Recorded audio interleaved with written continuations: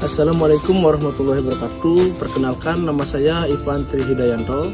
Nomor induk mahasiswa 85904135. Saya berasal dari UPPJJ Denpasar, Pokjar Jembrana. Saya dari Fakultas Keguruan Ilmu Pendidikan Sekolah Dasar.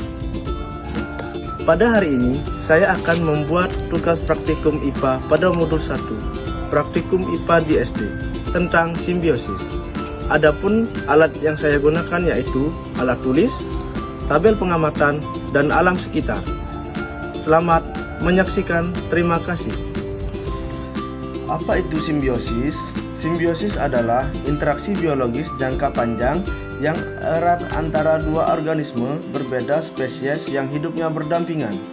Simbiosis mencakup beberapa jenis interaksi, seperti mutualisme, kedua pihak saling menguntungkan, komensalisme, satu pihak menguntungkan, pihak lain tidak dirugikan maupun diuntungkan, dan parasitisme, satu pihak menguntungkan, pihak lain dirugikan. Selanjutnya, simbiosis mutualisme antara cacing tanah dan tumbuhan. Cacing tanah menghuni rizosfer, yaitu lapisan tanah sekitar akar.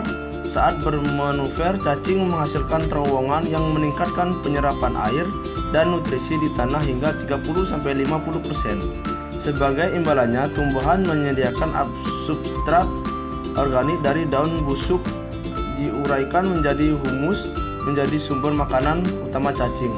Pengamatan ini menunjukkan peningkatan biomasa tanaman hingga 20% di tanah yang dominan cacing, sementara cacing memperoleh lingkungan stabil dan makanan berkelanjutan sehingga keduanya saling menguntungkan. Kita akan membahas mengamati simbiosis komensalisme pada pohon palem yang ditumpangi oleh tumbuhan, paku, tanduk rusa, dan Niscidia numularia. Dalam simbiosis komensalisme, epifit seperti paku tanduk rusa dan Niscidia numularia memanfaatkan batang pohon palem untuk menumpang hidup dan tumbuh, mendapatkan paparan cahaya matahari dan akses air hujan. Epifit ini menggunakan akar udara untuk menyerap nutrisi dari udara dan hujan, tanpa menyerap sumber daya dari pohon palem. Pohon palem tetap tidak berpengaruh secara fisiologis. Nah, tumbuhan paku tanduk rusa menempel pada kulit kayu pohon palem dengan front steril yang berfungsi sebagai penyangga, sedangkan Niscidia numularia tumbuh di celah batang dengan daun sukulen berbentuk koin yang menyimpan air. Kedua epifit ini memperoleh keuntungan tempat tinggal dan kondisi mikrobitat yang optimal, sementara pohon palem berfungsi hanya sebagai alas hidup untuk tumbuh dan berkembang.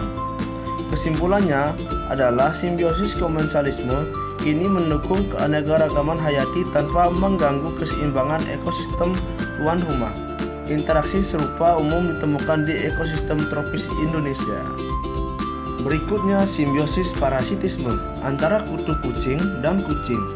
Kutu hidup dan menempel pada kulit inang. Mereka menggunakan mulut untuk menghisap darah, plasma, dan sel darah merah, memperoleh nutrisi hingga 10-15 kali berat tubuh per hari. Dampaknya, kucing mengalami iritasi dermis, berulah, alergi saliva kutu yang memicu dermatitis, kehilangan darah kronis, dan risiko penularan. Patogen seperti Bartonella kutu mendapatkan keuntungan berupa sumber makanan dan tempat tinggal, sementara kucing menderita kerugian fisiologis. Demikian pengamatan simbiosis mutualisme, komensalisme, dan parasitisme ini yang mengilustrasikan dinamika, evolusi, interaksi antar spesies di ekosistem. Terima kasih.